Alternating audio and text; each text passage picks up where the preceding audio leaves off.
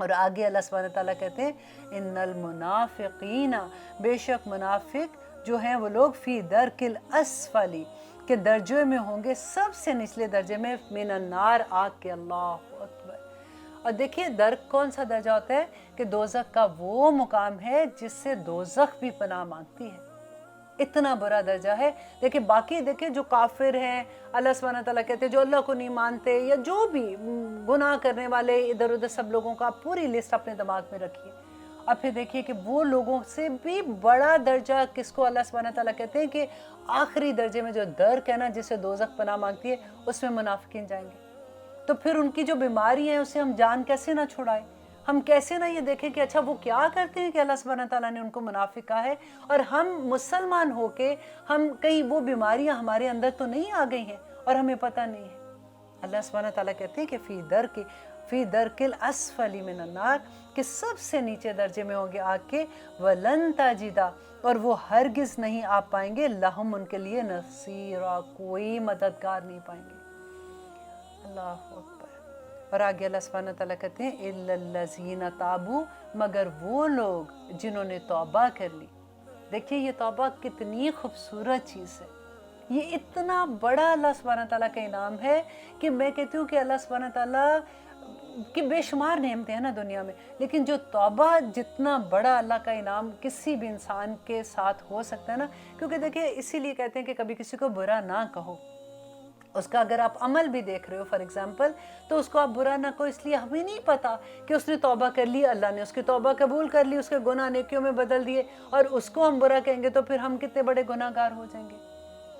اللہ سبحانہ تعالیٰ کہتے ہیں کہ مگر یہ سارا کچھ اگر کرنے کے باوجود بھی اگر وہ کوئی انسان جو ہے وہ توبہ کر لیتا ہے، وَأَصْلَحُ، دیکھیں توبہ یہ نہیں ہے کہ منہ سے بس اللہ سبحانہ تعالیٰ او I'm sorry یہ میں نے کیا کیا اب نہیں کروں گی، اور پھر اگلے دن پھر ویسی زندگی ہے، نہیں، وَأَصْلَحُ، اور اب اس نے اپنی اصلاح کر لی، اپنے آپ کو ٹھیک کر لیا، وَاعْتَصَمُوا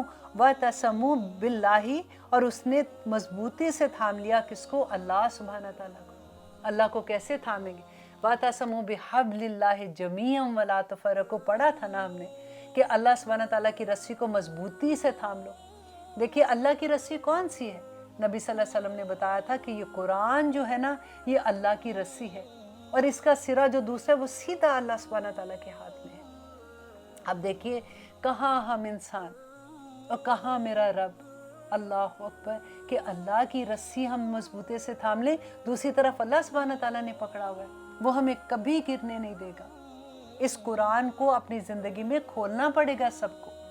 اللہ کو منانے کے لیے، اللہ کے احکامات سمجھنے کے لیے، اپنی زندگی کو اس طرح سے گزارنے کے لیے جیسے میرے رب نے کہا ہے، کیونکہ سودا تو دیکھیں نا آخرت کا ہے۔ اس دنیا میں اگر ہم اپنی طرح سے دیکھیں، نیک جو ہے نا نیکی وہ تو کافر بھی کرتا ہے، نیک تو منافق بھی نیکیاں کر جاتا ہے۔ لوگوں نے بڑی بڑی اگر آپ دیکھیں تو میں اکثر ایک سینٹنس پڑھا تھا کہ جو ایسی عورتیں جو کوٹھے پہ رات کو کام کر رہی ہو، دھندا کر رہی ہوتی ہیں، جیسے کہتے ہیں اللہ معاف کرے ایسے ورڈز بھی بولنے سے ڈر لگتا ہے، وہ بھی نیکی کر لیتی ہیں۔ نیکی کرائیٹیریا نہیں ہے، اللہ سبحانہ تعالیٰ کے احکامات کو جاننا کہ اللہ سبحانہ تعالیٰ مومن سے کیا مانگتے ہیں، مسلمان سے کیا ریکوائرمنٹ ہے، ہم کیسے ایسے مسلمان ہو سکتے ہیں کہ اللہ کو پسند آ جائے۔ اللہ نے کیا کہا کہ ابھی تو تم منہ سے اپنے مسلمان، ابھی تو تم نے صرف کلمہ پڑھا ہے نا، تم نے کہا ابھی تو تم ایمان تو لائے ہی نہیں ہو۔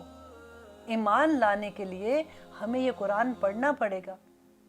ہمیں اللہ سبحانہ تعالیٰ کے احکامات کو جاننا پڑے گا نا، تو اللہ سے دعا کریں گے کہ اللہ سبحانہ تعالیٰ آپ ہی ہماری مدد کیجئے۔ اللہم اعنی علی ذکرک و شکرک و حسن عبادتک۔